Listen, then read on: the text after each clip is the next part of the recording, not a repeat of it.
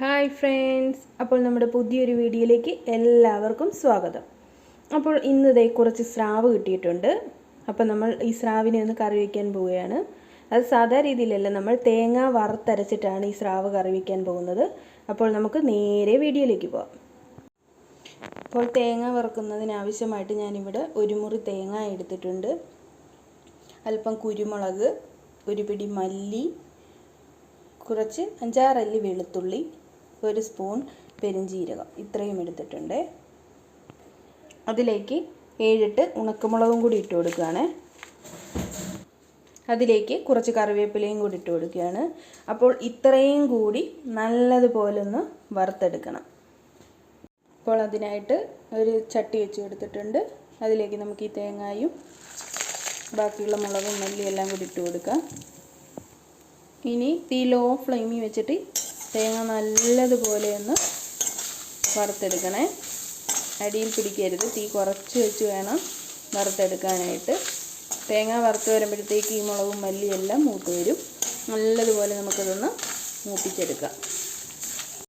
ഈ തേങ്ങ വറുക്കുമ്പോൾ ഒരല്പം മാത്രം ഓയിലൊന്ന് ഒഴിച്ച് കൊടുക്കണേ. അപ്പോൾ അതേ നല്ല സ്മൂത്തായിട്ട് അടിയിൽ പിടിക്കാതെ നമുക്കിത് പെട്ടെന്ന് തന്നെ വറുത്തെടുക്കാൻ കഴിയും. അല്ലെങ്കിൽ ചിലപ്പോൾ അടിയിലൊക്കെ പിടിച്ചെന്ന് വരും.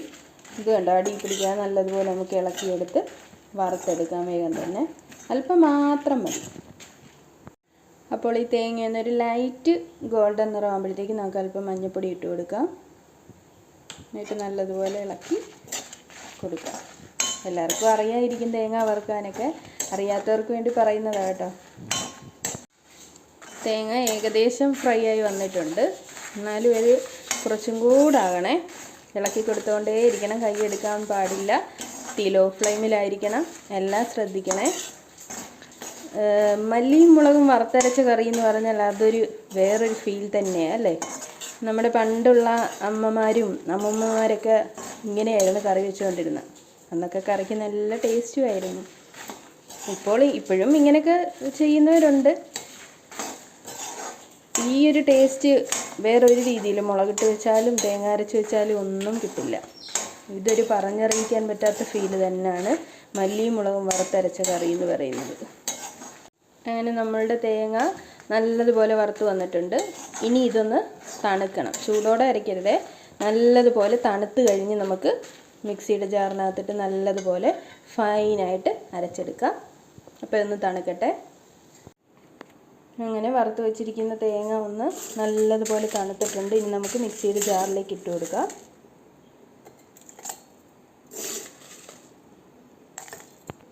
ഇനി ഇതൊന്ന് ഫൈനായിട്ട് പൊടിച്ചെടുക്കുക. എന്നിട്ട് ആവശ്യത്തിന് വെള്ളം ചേർത്ത് നല്ലതുപോലെ നല്ല മഷിയായിട്ട് അരച്ചെടുക്കുക. ഇപ്പം തന്നെ നല്ല മണമുണ്ട്. തേങ്ങയും മല്ലിയും മുളകും എല്ലാം വറുത്തതിൻ്റെ നല്ല മണം അടിക്കുന്നുണ്ട്. അപ്പോൾ തേങ്ങ നല്ല ഫൈനായിട്ട് അരച്ചെടുത്തിട്ടുണ്ട്. ഇനി നമുക്കിത് കഴുകി വൃത്തിയാക്കി വെച്ചിരിക്കുന്ന മീനിലേക്ക് ഇട്ട് കൊടുക്കാം.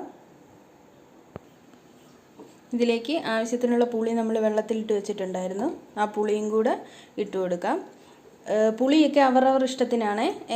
പുളി ഒരുപാട് മുന്നിൽ നിൽക്കണമെങ്കിൽ അതുപോലെ പുളി ഇട്ട് കൊടുക്കാം. അല്ല, ആവശ്യത്തിന് മാത്രം പുളി മതിയെങ്കിൽ അതുപോലെ. അതൊക്കെ അവരവർ ഇഷ്ടത്തിന് നമുക്ക് ചേർത്ത് കൊടുക്കാം. അതിനുശേഷം 3 പച്ചമുളക് അറ്റം ഒന്ന് പിളർന്ന് ഇതിലേക്ക് ഇട്ട് കൊടുക്കുന്നുണ്ട്. കുറച്ച് കറിവേപ്പിലയും കൂടി ഇട്ട് കൊടുത്തു. നമ്മളപ്പോൾ ഉപ്പ് ഇട്ടിട്ടില്ലായിരുന്നു. ആവശ്യത്തിന് ഉപ്പ് കൂടെ ചേർത്ത് കൊടുക്കാം. ഇനി നല്ലതുപോലെ എല്ലാം ഒന്ന് നല്ലതുപോലെ മിക്സ് ചെയ്ത് കറി നമുക്ക് അടുപ്പിലേക്ക് വെച്ച് കൊടുക്കാം.